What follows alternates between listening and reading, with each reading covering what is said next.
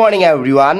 এইটো ভিডিঅ' সেইখিনি ল'ৰা ছোৱালীৰ বাবে যিখিনি ল'ৰা ছোৱালীয়ে কমপ্লিটলি দৌৰা নাই, মানে যিখিনি ল'ৰা ছোৱালীয়ে দৌৰি আছে তেওঁলোকেতো গমেই পাইছে যে এইবাৰ কম্পিটিশ্যন বেছি হ'ব। গতিকে আমি যদি এতিয়াৰ পৰাই যদি বহুত টাইম আছে, বহুত দিন আছে, সেইটো ভাবি যদি ৰখি যাওঁ তেতিয়াহ'লে আমাৰ লছ। গতিকে সেইখিনি ল'ৰা ছোৱালীয়ে সদায় অলপ অলপ হ'লেও ৰানিং কৰি আছে, কিন্তু যিখিনি ল'ৰা ছোৱালীয়ে টোটেলি ৰানিং কৰা নাই তেওঁলোকৰ বাবে এই ভিডিঅ'টো।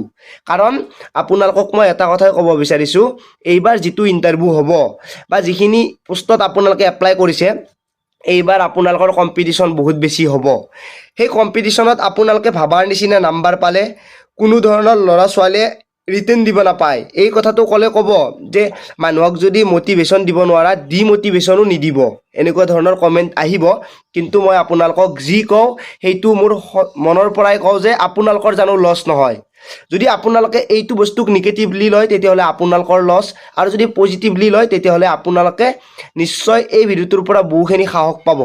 কাৰণ এইকাৰণে কৈছোঁ, যদি আপোনালোকে ৰিটেন দিম বুলি ভাবিছে তেতিয়াহ'লে আপোনালোকে 110% বহুত বেছি কষ্ট কৰিব লাগিব। যিটো সময়ত আপোনালোকে শুই আছে সেইটো সময়ত বহু ল'ৰা ছোৱালী ৰানিং কৰি আছে, আৰু সেই ৰানিং কৰা ল'ৰা ছোৱালীৰ আগত আপোনালোকে যাব নোৱাৰে। আৰু যাব যদি বিচাৰিছে আপোনালোকৰ হাতত এটাই ৰাস্তা আছে, আপোনালোকৰ নিজৰ লগতে আপোনাৰ যিখিনি শক্তি আছে সেই শক্তিখিনিক ভালদৰে ইউজ কৰি আপোনালোকৰ প্ৰেক্টিছটো বেটাৰ কৰাটো।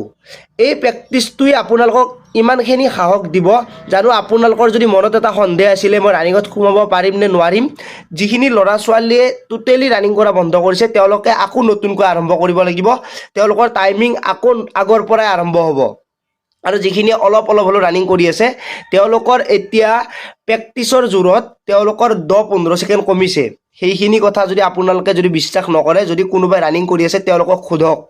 যদি সদায় ৰানিং কৰি থকা ল'ৰা এজন আপোনালোকৰ লগত আছে তেতিয়াহ'লে তেওঁক সোধক যে তেওঁৰ টাইম কমিছে নে নাই, আৰু কমাৰ এটাই কাৰণ তেওঁ প্ৰেক্টিছ কৰি আছে। আৰু এতিয়া সাজু হ'বৰ হ'ল, এইকাৰণে মই ভিডিঅ'টো বনাইছোঁ, জানো আপোনালোকৰ এই যিখিনি ভিডিঅ' চোৱাৰ পিছত মনত এটা ভাৱ হয় যে ইণ্টাৰভিউ আহিব হৈছে গতিকে প্ৰেক্টিছ কৰিব লাগে।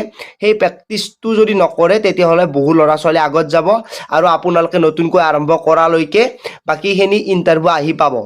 যদি আপোনালোকে অলপ অলপ ৰানিং কৰি থাকে তেতিয়াহ'লে আপোনালোকৰ বাবে ভাল। কাৰণ আগৰ যিটো নাম্বাৰ আছিলে সেই নাম্বাৰটো এতিয়া চাকৰি লোৱাৰ বাবে সহজ নহয়। আগতে 26 বা 24-25তো চাকৰি পাইছিলে, এতিয়া 31-32 সকলো ল'ৰা ছোৱালীয়ে পাব।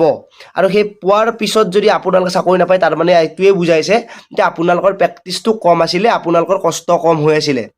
কামাণ্ডোত আগতে 64-65তো চাকৰি পাইছিলে, এইবাৰ 65 নাম্বাৰত আপোনালোকে যিখিনি ল'ৰা ছোৱালী কষ্ট কৰিছে তেওঁলোকে 65 পাই আছে। আপোনালোকে যদি একদম নৰ্মেলি কেলকুলেট কৰে, এইটো ক'ব বিচৰা নাই যে 70 নম্বৰ লোৱাটো টান বা ইজি, এই কথাটো ক'ব বিচৰা নাই, কিন্তু 65 নম্বৰ লোৱাটো বহু ল'ৰা ছোৱালীৰ বাবে ইজি, আৰু এই 65 ল'বই।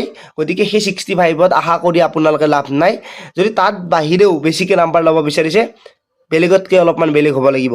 কাৰণ মই এটা কথা সদায় কওঁ, যদি আপুনি এদিন প্ৰেক্টিছ কৰা নাই আপোনাতকৈ 1000 ল'ৰা বহুত আগত গুচি গৈছে।